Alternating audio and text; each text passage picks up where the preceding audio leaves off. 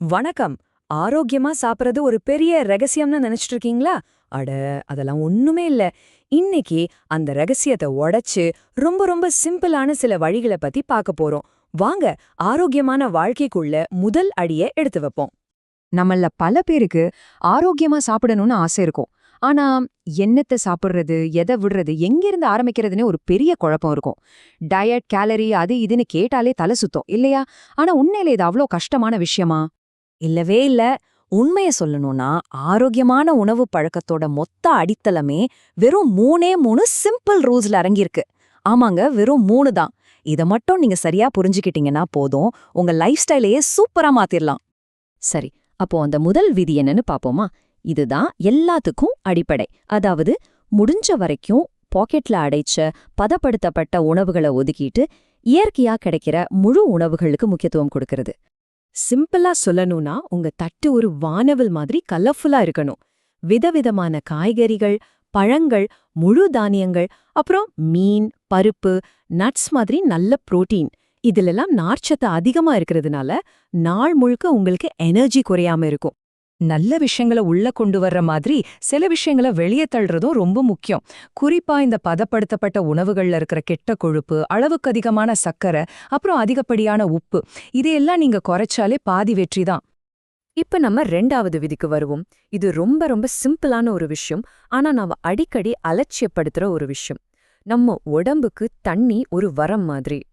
National institute of health என்ன சொல்லுதுன்னா, ஒரு நாளைக்கு குறைஞ்சது 6லிருந்து 8 கிளாஸ் தண்ணி குடிக்கணுமா. இது உங்களை நாள் முழுக்க ஃப்ரெஷ்ஷாவும் எனர்ஜெட்டிக்காவும் வச்சுக்கும். இது ஒரு ஈஸியான டார்கெட் தானே?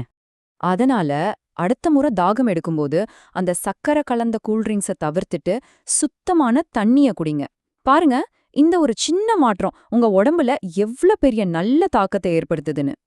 சரி, இப்போ நாம கடைசி ரூலுக்கு வந்துட்டோம். இது நீங்க என்ன சாப்பிடுறீங்கங்கறத பத்தி மட்டும் அல்ல, அது எப்படி சாப்பிடுறீங்கங்கறத பத்தியும் தான். அதாவது மைண்ட்ஃபுல் ஈட்டிங், உணவை கவனிச்சு சாப்பிடுறது. இதுக்கும் சில சிம்பிள் ஸ்டெப்ஸ் இருக்கு. 1. அவசர அவசரமா சாப்பிடாம நல்லா மென்னு ரசிச்சு மெதுவா சாப்பிடுங்க. 2. டிவி பார்த்துக்கிட்டோ இல்ல ஃபோன் நோண்டிக்கிட்டோ சாப்பிடாதீங்க. 3. உங்க வயிறு போதும்னு சொல்ற அந்த சிக்னலை கவனிங்க. வயிறு நிறைஞ்சா உடனே நிறுத்திருங்க. இந்த மைண்ட்ஃபுல் ஈட்டிங்கை இன்னும் சுலபமாக்க சில டிப்ஸ். அடுத்த நாள் என்ன சாப்பிடலான்னு முன்கூட்டியே பிளான் பண்ணுங்க. கொஞ்சம் சின்ன தட்டுல சாப்பிட்டு பாருங்க. ரொம்ப முக்கியமா காலை உணவு மட்டும் ஸ்கிப் பண்ணவே பண்ணாதீங்க. அப்புறம் டென்ஷன்ல சாப்பிடுற பழக்கத்தையும் விட்டுடுங்க. ஓகே, இந்த 3 சிம்பிள் ரூல்ஸை ஃபாலோ பண்ணா என்ன நடக்கும்? இதோட பலன்கள் எல்லாம் சும்மா தற்காலிகமானது இல்லைங்க. இது உங்க வாழ்க்கை முழுமைக்கும் கூட வரப்போற நிரந்தரமான ஆரோக்கிய மாற்றங்கள். யோசிச்சு பாருங்க, இந்த நல்ல பழக்கங்கள் ஹார்ட் டிசீஸ், டயாபீட்டீஸ், உடல் பருமன், சில வகையான கேன்சர் வரதுக்கான ரிஸ்க கூட கணிசமா குறைக்குது. இது எவ்ளோ பெரிய விஷயம் பாத்தீங்களா? சரி, நாம எல்லாத்தையும் பார்த்துட்டோம்.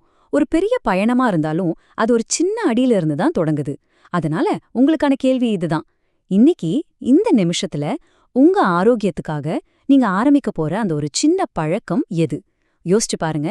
உடனே தொடங்குங்க. உங்க ஆரோக்கியம் உங்க கையில.